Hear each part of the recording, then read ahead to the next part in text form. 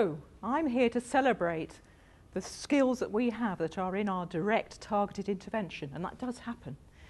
Our interaction, I will argue, is our intervention, and the skills that we build up over years of experience can be passed on. We have global goals that are our global language, speech, communication targets, but the micro opportunities that happen are making each turn count, sequential sensitivity within the conversation, and scaffolding. My previous research has shown that mothers, students, TAs, they all use a restricted range of strategies when they first come to therapy. They're telling, not teaching, correcting, and perhaps reinforcing, but emptily.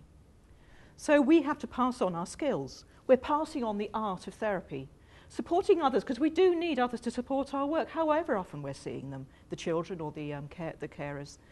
Not just telling them the what needs to be done, but exactly how.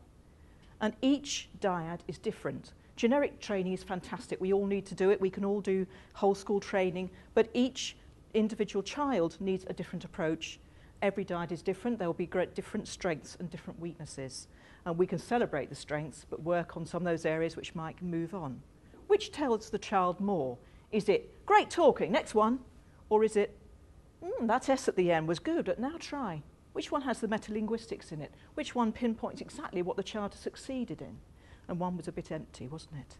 If you teach interactional strategies, you can use them anytime, any place, anywhere, when you're doing your reading book, when you're going to lunch, when you've just been in the park and had a new word appear. And if you expand an adult's repertoire of interactions, that they can help. Children get it wrong, you can scaffold repair. We use a hierarchy of modelling prompts and cues, encouraging self-repair, so independence, rather than giving the answer straight away. We don't just model or correct. But if the child gets it right, that's a huge opportunity to move on. We use praise plus, no empty reinforcement, added information that moves the child onto the next learning level. So,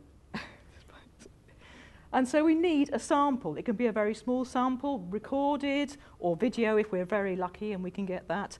And so we can write those down. We can code that sample very simply, and the code is derived out of other work that's been done already, and that becomes our measure for impacts. We make change in the adult over a series of sessions. So this is the one who's carrying out our work, not the patient themselves, the client themselves.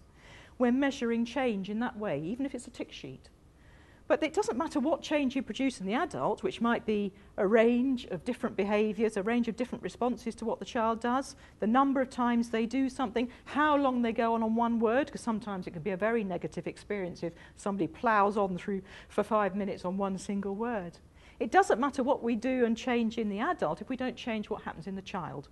So the child, we don't want to go on a negative trajectory, do we? We don't really want them to stay the same. We want a positive trajectory. It may not be completely right, but it'll be going in the right direction. So we as speech and language therapists, we can measure together. Many SLTs make right work, and I think that's called research. So I'm hoping that out of this we can build some enthusiasm for actually doing this together within ASLTIP. ASLTIP's own research in our own direct interventions, of which I know that we are rightly proud. So I hope that perhaps, if you think this is a great idea, possibly by the next slide, I think it's a great idea, that we will have, you only need, I can provide a webinar, I've got a training package that's already produced that I use with students already. We facilitate a TA or a parent, we measure the impact, we send in the results, and then hopefully you've got some free training out of this. You only need to have maybe 6 sessions, haven't really worked out how many, a willing child and adult, language or speech targets, and a recording device. So, I'm not very good at transitions. What do you get out of it? You get the free CPD, and you get a usable training package that complements things like ELCA, and it's slightly different. So there's always things to be learned from different approaches. And if we do go ahead of this together, we'll have some data. I contribute the webinar, the ethical approval, the data analysis, and we all get together to write it up, perhaps.